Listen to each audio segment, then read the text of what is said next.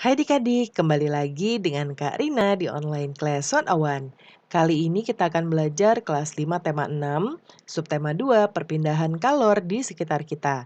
Di pembelajaran 2 kita akan belajar bahasa Indonesia, IPA, dan SBDP di halaman 79 sampai dengan 90. Nah, adik-adik untuk melihat video lain bisa klik di kanan atas videonya. Nanti akan ada rekomendasi playlist dan juga pembelajaran lain tapi sesuai dengan judulnya ya untuk kelas dan temanya. Kalau mau lihat yang lebih lengkap bisa klik di kolom deskripsi. Nanti akan ada daftar playlistnya. Misalnya adik-adik mau lihat tema lain di kelas 6, di kelas 5 ya, berarti pilih yang ini. Klik linknya atau klik biru-birunya, nanti kita akan masuk ke daftar playlist kelas 5. Seperti ini ya. Nah misalnya adik-adik mau lihat kelas 5 tema 5, berarti pilih yang ini. Klik lihat playlist lengkap untuk melihat daftar pembelajarannya. Nah nanti adik-adik tinggal cari aja nih di sini. Mau lihat subtema berapa, pembelajaran berapa, atau lihat di halaman berapa. Nah, di subtema 2 ini ada bacaan, teks percakapan ya. Boleh adik-adik baca dahulu, kemudian boleh di-pause atau lihat dari buku. Lalu ada bacaan juga di sini judulnya perpindahan panas atau kalor secara konveksi, ya. Nah, ini di-pause lagi dibaca dulu, ya. Ada gambarnya juga di sini, ya. Ini air laut, ya, gambar air laut. Lalu ini ada perpindahan panas ya di malam hari dan di siang hari. Nah, kemudian sekarang kita akan menjawab bagian ayo menulis. Buatlah daftar hal-hal penting yang kamu temui pada setiap paragraf di kalimat bacaan. Gunakan tabel berikut ini ya. Nah, sekarang kita jawab ya. Yang pertama, paragraf pertama, hal penting dari bacaan. Perpindahan kalor secara konveksi ialah perpindahan kalor yang disertai dengan perpindahan zat perantaranya. Peristiwa konveksi terjadi pada zat cair dan gas. Zat yang menerima kalor akan memuai dan menjadi lebih ringan. Yang kedua, perpindahan secara konveksi dapat diibaratkan dengan kegiatan memindahkan setumpuk buku. Ketika memindahkan buku, kamu akan ikut bersama dengan buku-buku tersebut. Nah, perpindahan kalor dengan cara konveksi akan menyertakan perantaranya. Yang ketiga, peristiwa konveksi terjadi pada saat merebus air.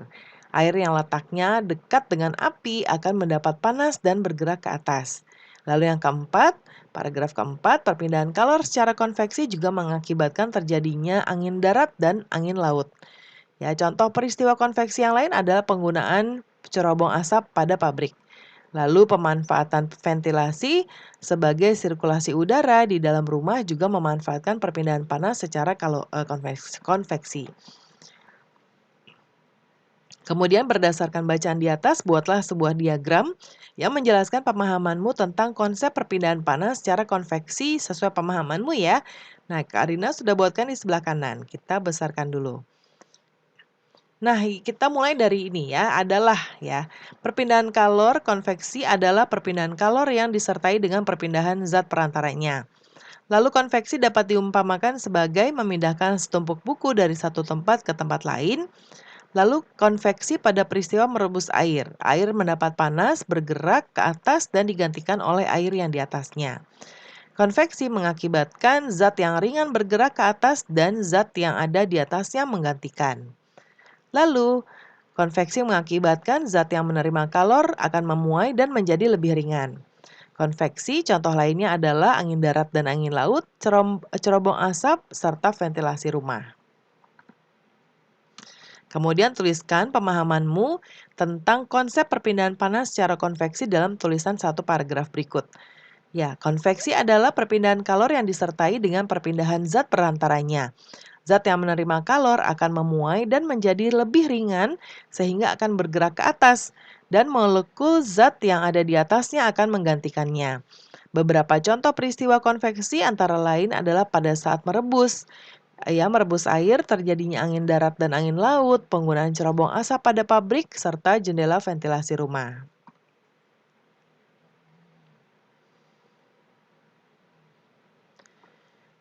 Nah, kemudian berikutnya ada percobaan ya adik-adik ya, yaitu tentang menyelidiki perpindahan panas secara konveksi.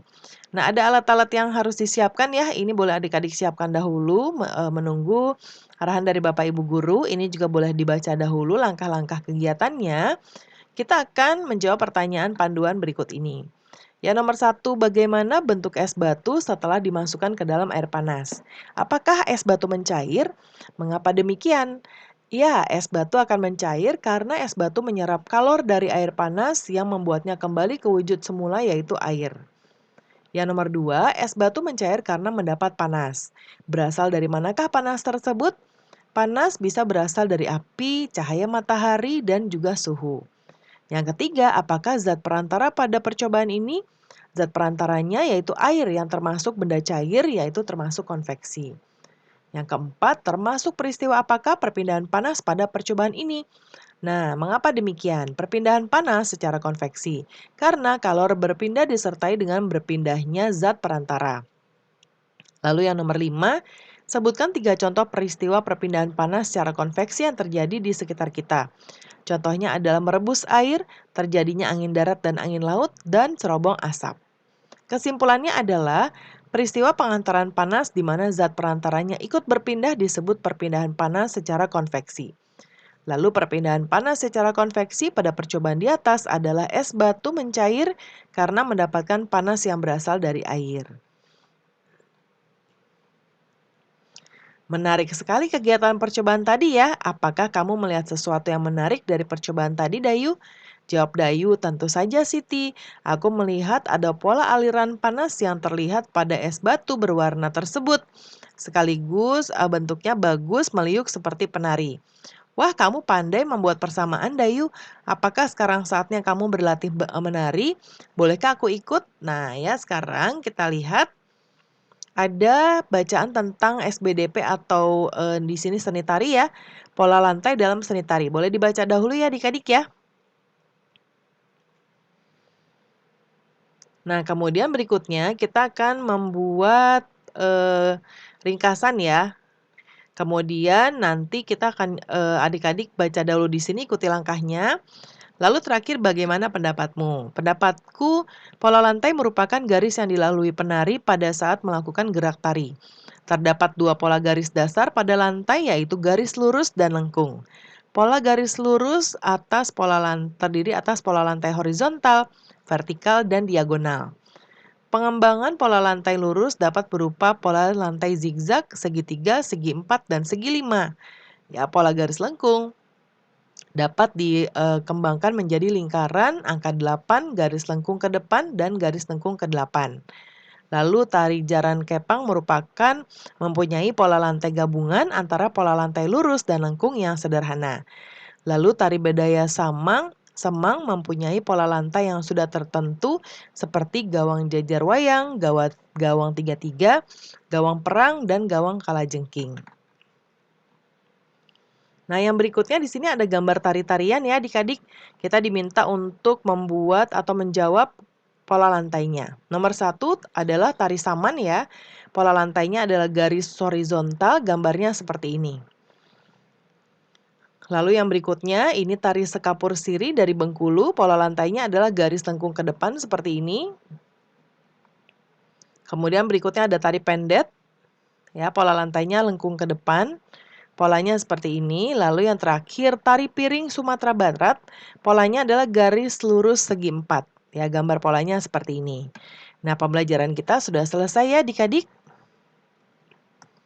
Terima kasih sudah menonton sampai akhir. Mohon dimaafkan apabila ada kesalahan dalam perkataan maupun dalam materi yang diberikan. Sampai jumpa di pembelajaran berikutnya.